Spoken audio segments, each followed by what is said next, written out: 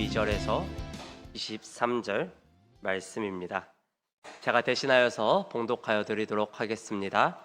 사사기 8장 22절에서 23절 말씀을 제가 봉독하여 드리겠습니다. 그때에 이스라엘 사람들이 기드온에게 이르되 당신이 우리를 미디안의 손에서 구원하셨으니 당신과 당신의 아들과 당신의 손자가 우리를 다스리소서 하는지라.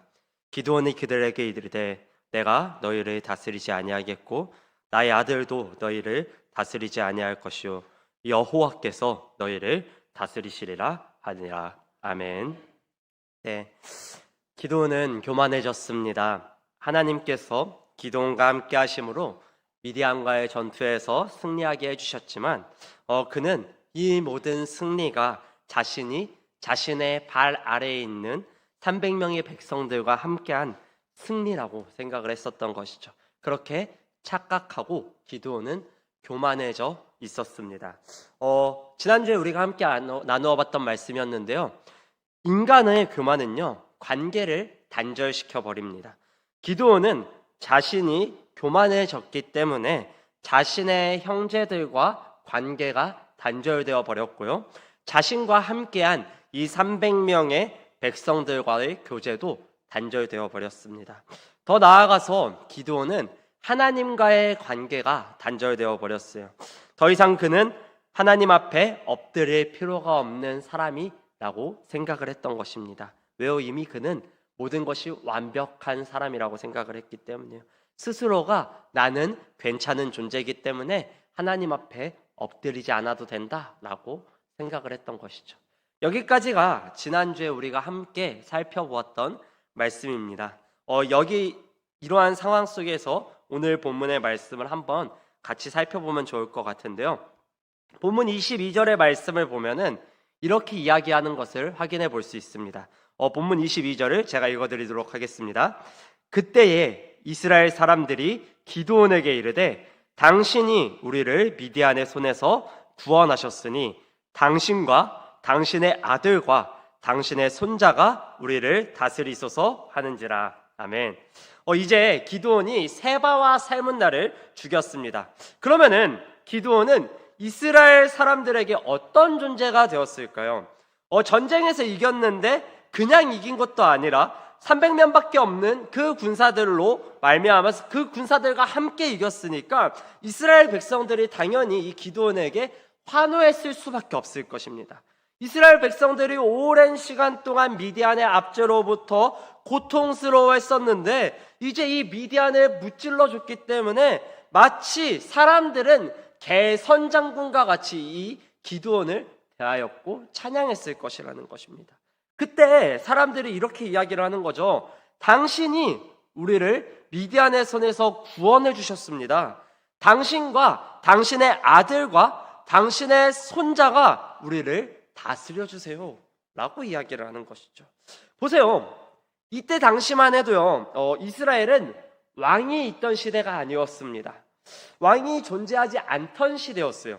당시 이스라엘은 하나님께서 통치하시는 하나님의 나라였습니다. 하나님께서 지방에 사사를 두시면서 사사들을 통해서 이스라엘을 통치하시면서 하나님을 자유롭게 섬길 수 있도록 하는 하나님이 통치하는 나라가 이스라엘이었습니다. 따로 나라를 다스리는 어떤 인물이 존재하지 않았던 나라였어요. 그런데 사람들이 이야기하는 것이죠. 당신과 당신의 아들과 당신의 손자가 우리를 다스려 주시옵소서 라고, 당신은 우리의 왕입니다 라고 이야기를 하는 것입니다. 이때 기드온이 뭐라고 말하냐면요, 우리 함께 성경을 보면서 23절 말씀을 함께 읽어봤으면 좋겠습니다.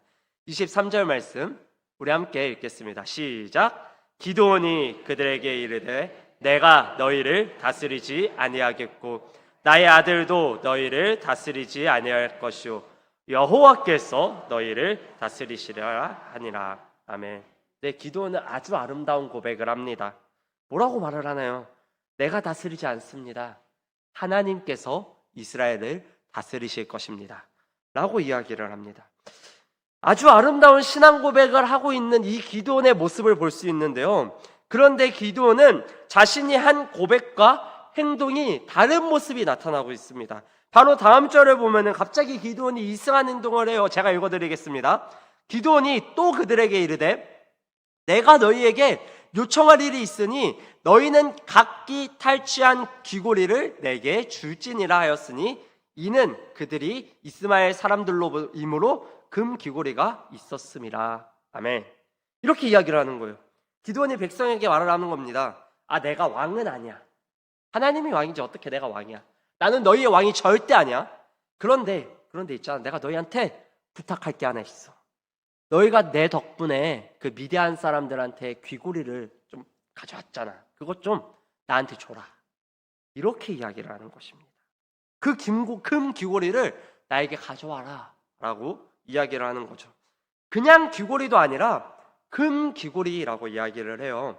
지금도 그렇지만 당시의 금은 매우 귀중한 그러한 가치가 있는 보석이었습니다. 근데 그 귀중한 금의 그 양이 얼마나 되냐면요, 그 다음 절에 나오고 있는데요, 1700세겔이라고 이야기를 하고 있습니다. 이게 대충 20kg 정도 되거든요. 요즘 한 돈이 3.75g인데 이 43만 원 정도 한다 그러더라고요. 그러면 20kg면은 얼마일까요? 제가 대충 계산을 해봤는데요, 23억 정도 되는 금액을 나에게 가져와라 라고 이야기를 하는 것입니다. 아파트 한 2채 정도 살 수 있는 금액을 가져오라는 건데, 여러분 보세요. 기드온은요, 이 행동들이 과연 왕이 하는 행동이 아닌가요? 기드온의 행동을 보면요, 일반 백성이 하는 행동이라고 보기는 어렵고 오히려 왕이 하는 행동이라고 볼 수 있습니다. 왕이 하는 것처럼 전쟁의 전리품들을 끌어모으고 있는 거죠. 세금을 받고 있는 것입니다. 기드온은 분명 자기는 절대 왕이 아니다 라고 이야기를 했었습니다. 오직 이 나라를 다스리시는 분은 하나님이시지 내가 아니다 라고 이야기를 했는데요, 그렇게 말하던 기드온이 이런 행동들을 하고 있는 거예요. 이뿐인 줄 아세요? 27절에 보면 이렇게 이야기를 해요.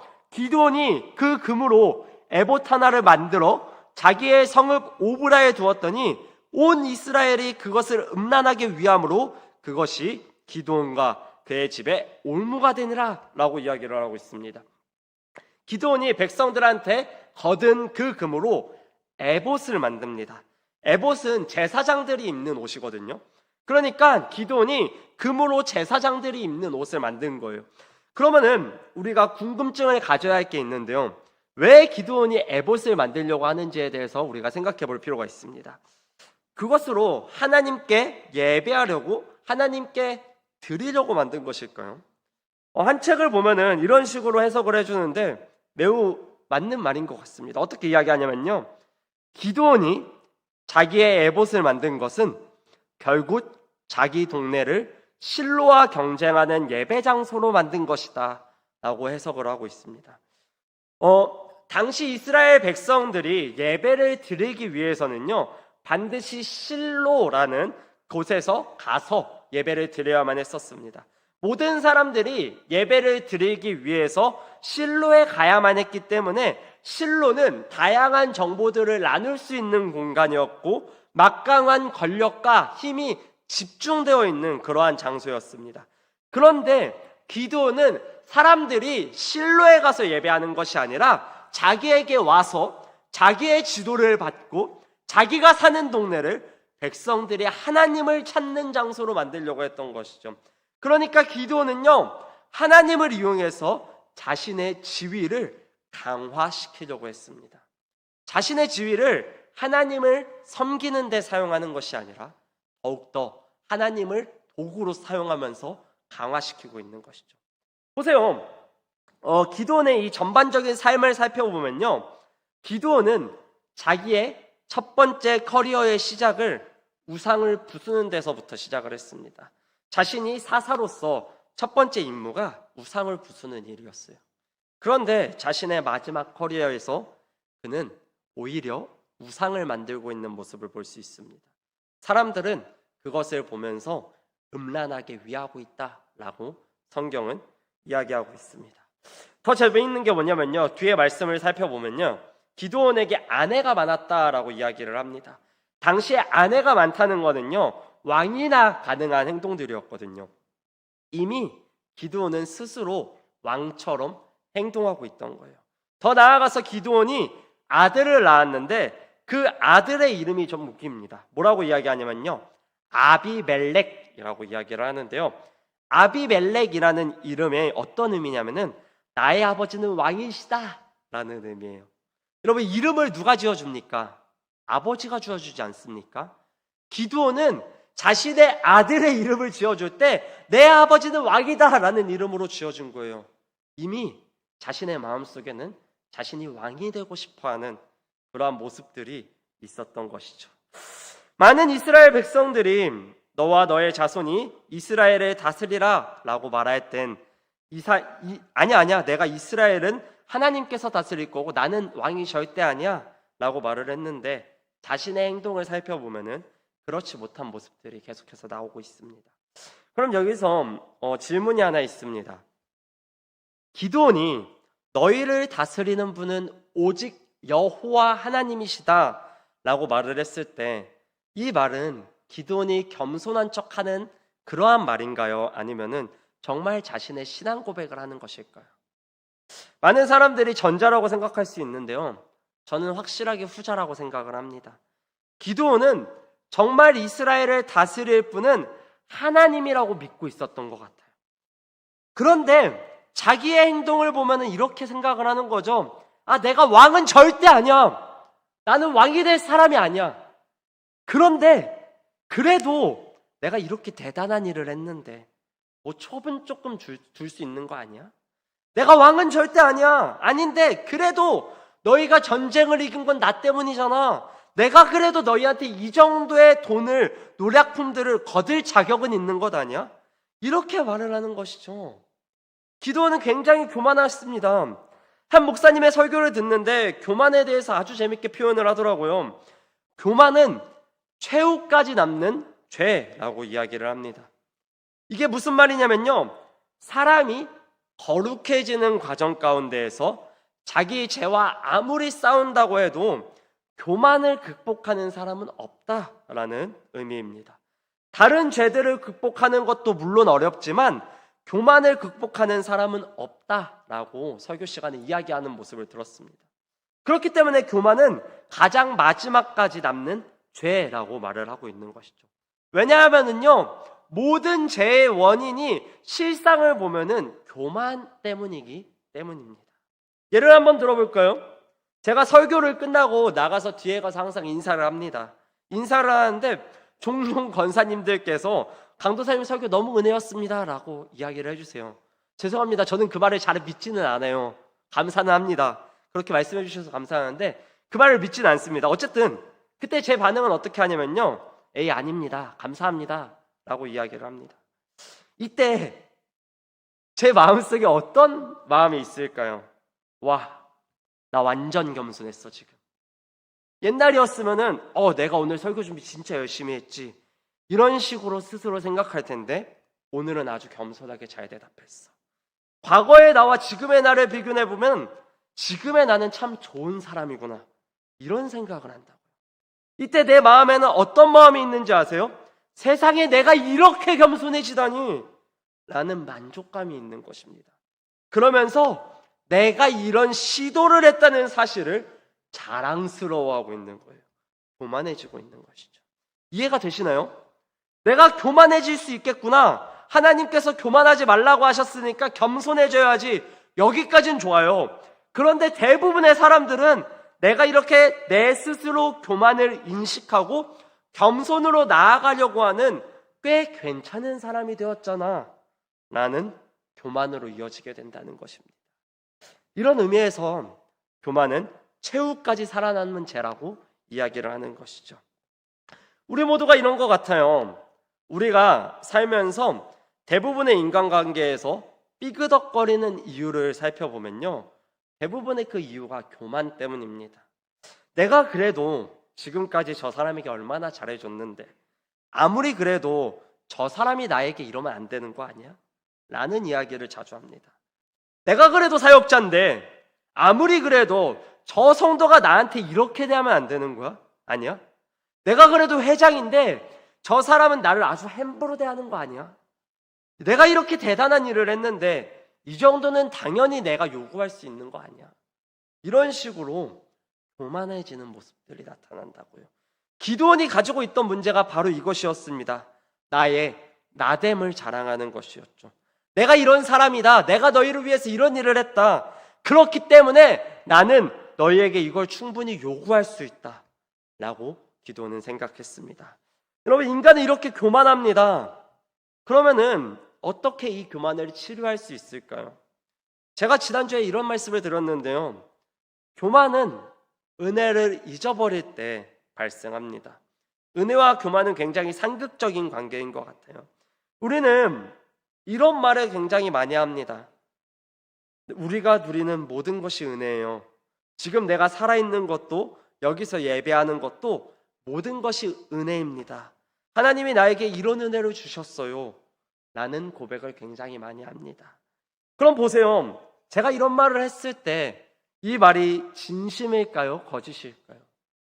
진심이겠죠. 우리는 그렇게 흔히 말합니다. 여러분의 삶을 되돌아보면 당연히 은혜로 이 모든 것이 가능했다라고 고백하지 않은 자가 없을 것입니다. 하나님께서 나에게 은혜로 이 모든 것을 주셨습니다 라고 당연히 고백하실 거예요. 그렇지만 삶을 살아가다 보면은 내게 있는 무언가를 잃어버릴 때 우리는요, 마치 내가 당연히 누려야 하는 권리를 내가 누리지 못하는 것처럼 종종 분노할 때가 있습니다. 왜요? 내가 누리고 있는 게 은혜라고 생각하지 않기 때문에요. 나는 누릴 자격이 있기 때문에 누리고 있는 사람이라고 생각하기 때문에 하나님께서 나에게 주신 것을 빼앗아 간다면은 하나님께 분노하는 것이죠. 사랑하는 성도 여러분, 왜 우리가 교만해지는지 아십니까? 간단해요. 우리는 은혜를 잊기 때문입니다. 그리스도 안에서 하나님께서 우리를 조건 없이 사랑해 주셨다는 그 이야기를 잊기 때문에 우리는 교만해지는 것이죠. 나는 은혜가 필요한 사람입니다 라는 그 사실을 잊기 때문에 우리는 교만으로 나아갑니다.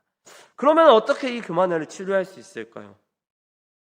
사사기 8장의 이야기를 계속해서 반복해서 읽다 보면요, 여러분은요, 기드온의 이야기와 기드온이 가르치고 있는 한 인물의 이야기를 겹쳐서 볼 수 있습니다. 본문에서 기드온은 어떻습니까? 내가 이스라엘을 다스리지 않겠습니다.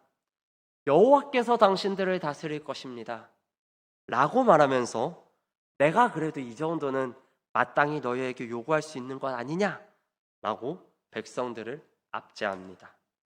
그런데 신약에 보면요, 내가 다스리겠다. 내가 너희를 통치하겠다. 하나님 나라가 내 것이다. 내가 왕이다. 라고 말씀하시는 분을 볼 수 있습니다. 그분은 예수님이세요. 그 분은요, 왕이신 분이셨습니다. 진짜 왕이신 분의 그 행동은 어떠했습니까? 내가 왕이다. 그래도 나는 너희를 섬기겠다 라고 말씀하시지 않습니까? 기드온은 자신이 왕이 아니다 라고 말을 하면서 왕이 하는 모든 짓들을 다 합니다. 사람들을 괴롭힙니다. 그런데 예수님은 진짜 왕이신데요, 그러면서도 그의 행동을 보면은 왕이 절대 하지 않는 행동을 하신다는 겁니다. 그분은 제자들의 발을 닦아주십니다. 기드온은요, 자기가 왕이 아니다 라고 말을 하면서 자신의 권위로 사람들을 압제했습니다. 사람들에게 섬김을 받으려고 했어요. 그런데 기드온과 달리 예수님은요, 진정한 왕으로서 모든 사람들의 섬김을 받으실 권리가 있었습니다. 그러나 예수님은 자신의 권력으로 나라들을 지배하려고 하는 것이 아니라요, 그분은 섬기러 오셨었습니다. 그분은요, 도리어 섬김을 받으려 함이 아니라 섬기려 하고 자기의 목숨을 많은 사람의 대속물로 주려 하셨습니다. 기드온은 에봇을 만들어서 사람들이 자기에게 와서 자기를 예배하기를 원했지만요, 우리가 십자가에 못 박은 예수님은요, 우리가 마땅히 그분께 가서 예배해야 할 뿐입니다. 보세요. 여기 교만의 궁극적인 치료점이 있습니다. 교만의 핵심은 자기를 예배하는 것입니다. 그리고 교만을 대응하는 가장 효과적인 방법은요, 그리스도를 예배하는 것입니다. 사랑하는 예한교회 성도 여러분, 우리가 얼마나 교만합니까? 오늘 설교 제목이 내가 그래도 라는 제목으로 지었습니다. 살아가다 보면 이 말을 정말 우리는 많이 쓰는 것 같습니다. 내가 그래도 너한테 얼마나 잘해줬는데, 내가 당연히 너에게 이 정도는 요구할 수 있는 것 아니야? 내가 아들인데 그래도 이건 당연히 나에게 해줘야 되는 거 아니야? 내가 너희의 부모인데 너희가 나에게 마땅히 이걸 해줘야 되는 거 아니야? 내가 회장인데 내가 이 자리에 어떻게 올라왔는데 그래도 내가 너희가 나를 섬겨줘야 되는 거 아니야? 내가 사역자인데 내가 장로인데 내가 이 교회 권사인데 너희가 나에게 당연히 잘 섬겨줘야 하는 것 아니야? 이런 말을 정말 많이 합니다. 이런 생각을 굉장히 많이 해요. 정말 이런 모습을 보면 우리는 여지없는 죄인입니다. 여러분, 근데 그때 하나님을 바라보시기 바랍니다. 우리를 위해 이 땅에 오신 참 왕이신 그분을 바라보시기 바랍니다. 그분은요, 왕이신데도 불구하고요, 섬김을 받으셔야 마땅한 분이신데 내가 왕이다, 내가 구원자다 라고 말씀하시면서 그분의 행동은 낮아지셨습니다. 그분은 십자가에 못 박히셨습니다. 왕이신 그분이 모든 사람이 그분을 위해 죽어야 마땅한 그분이신데 자신의 발 아래에 있는 우리를 친구로 여겨주시고 우리를 위해 그분께서 십자가에 못 박혀 돌아가셨습니다. 사랑하는 예한교회 성도 여러분, 그분께 오시기 바랍니다. 예수 그리스도를 바라보시기 바랍니다. 나의 교만을 그분 앞에 내려놓으시길 바랍니다. 이번 한 주도 정말 교만해지지 아니하고 내가 그래도 사역자인데, 내가 그래도 장로인데, 내가 그래도 권사인데, 내가 그래도 부모인데 그럼에도 불구하고 당신을 섬기겠습니다. 그럼에도 불구하고 당신을 높여드리겠습니다. 라는 마음으로 살아가는 저와 여러분들이 되기를 소망합니다.